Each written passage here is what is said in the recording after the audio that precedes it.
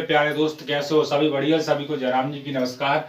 आज देखते हैं प्रश्नावली 8.1 और 8.1 की जो चौथी क्लास है, इसके पहले 3 क्लासें हो चुकी हैं, कंप्लीट है, और ये चौथी क्लास है। इसमें देखेंगे हम पहली क्लास इंट्रोडक्शन की, उसके बाद एक क्लास में 2 क्वेश्चन सॉल्व हो पाते हैं, इससे ज्यादा नहीं हो पाते हैं। अगर ज्यादा क्वेश्चन चाहिए एक क्लास में, पूरी प्रश्नावली का सॉल्यूशन चाहिए तो कमेंट पे, तो आप सभी को कमेंट करना पड़ेगा एक बार, ठीक है।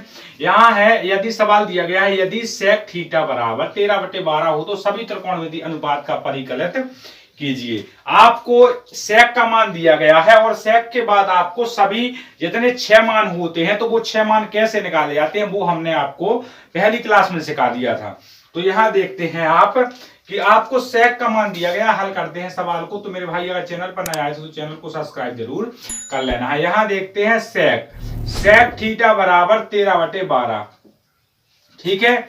सेक थीटा बराबर 13/12 होता है और सेक का मान क्या होता है, मतलब ये लंब या कर्ण का मान इसका क्या होता है। तो आपने देखा सेक किसका उल्टा होता है, सेक उल्टा होता है कॉस का, मतलब कॉस का मान होता है जो वो उल्टा कर देते हैं तो वो सेक का मान निकल आता है।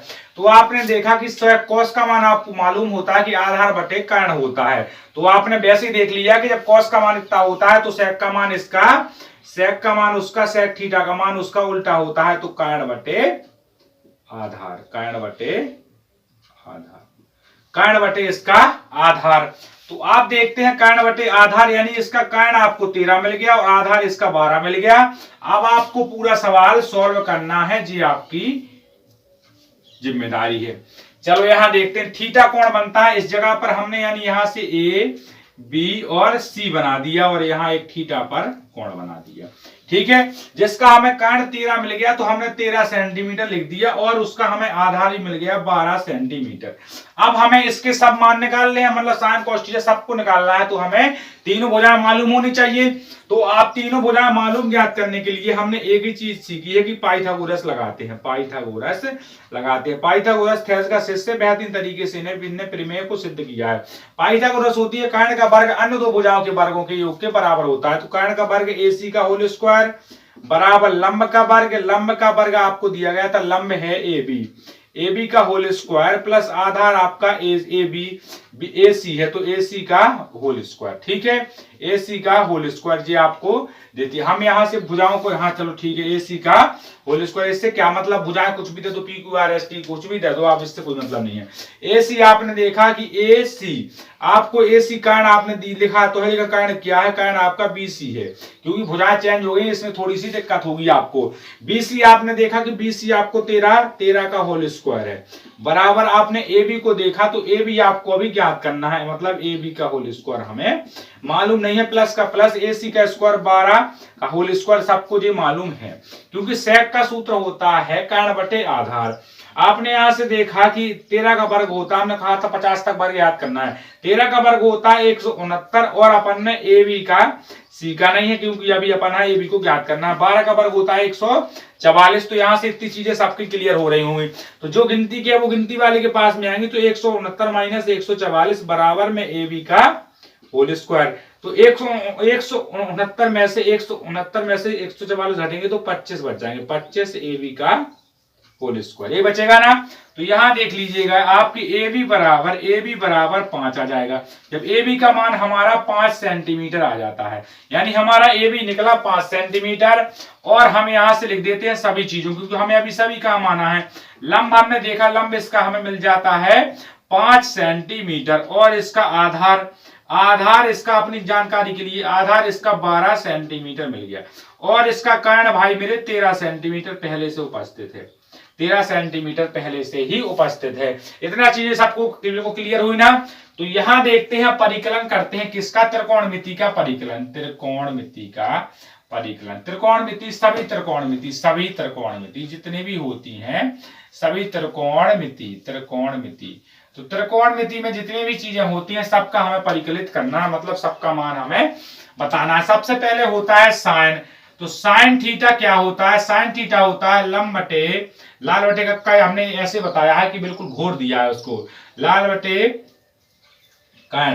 तो लंब बटे कर्ण होता लाल यानी लाल बटे कक्का, ऐसे लिखते हैं लाल बटे कक्का, ठीक है। तो लाल LAL KA के ए। ठीक है, तो लाल साइन का मतलब होता है लंब और कर्ण। तो देखो एल और के बना है। ठीक है, आपने देखा लंब का मान मालूम था कि 5 है और कर्ण का मान हमने ज्ञात किया है 13।